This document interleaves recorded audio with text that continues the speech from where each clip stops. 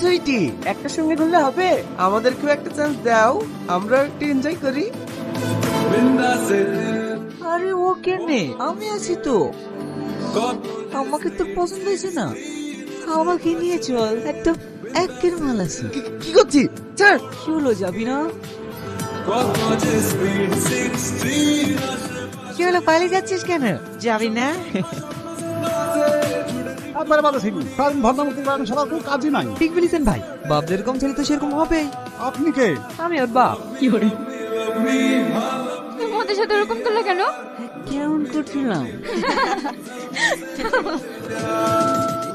কি দেখছো? তোমাকে আমাকে আগে কখনো দেখোনি, তাই এভাবে তাকিয়ে আছো। দেখিস, বহুবার দেখিস। তুমি যদি আমার দৃষ্টি দিয়ে নিজেকে একবার দেখতে, তাহলে বুঝতে পারতে তুমি কতটা সুন্দর। তোমার এই মায়ের বাদাম থেকে আমাকে কখনো হারিয়ে যেতে দিও না। কখনো না, তোমাকে আমার এই হৃদয়ের মধ্যে সারা জীবন আগলে রাখবো।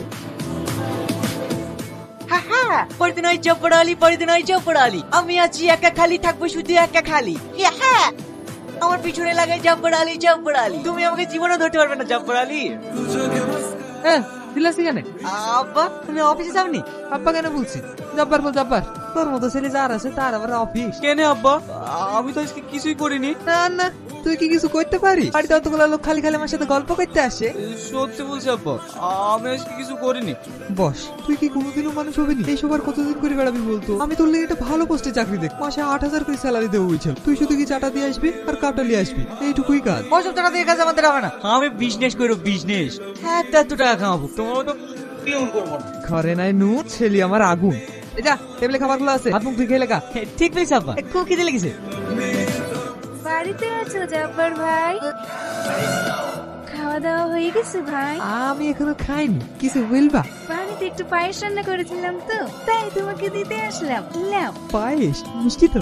আরে একবার খেয়েই দেখো না, না খেলে কেমন taste, বুঝবে কি করে?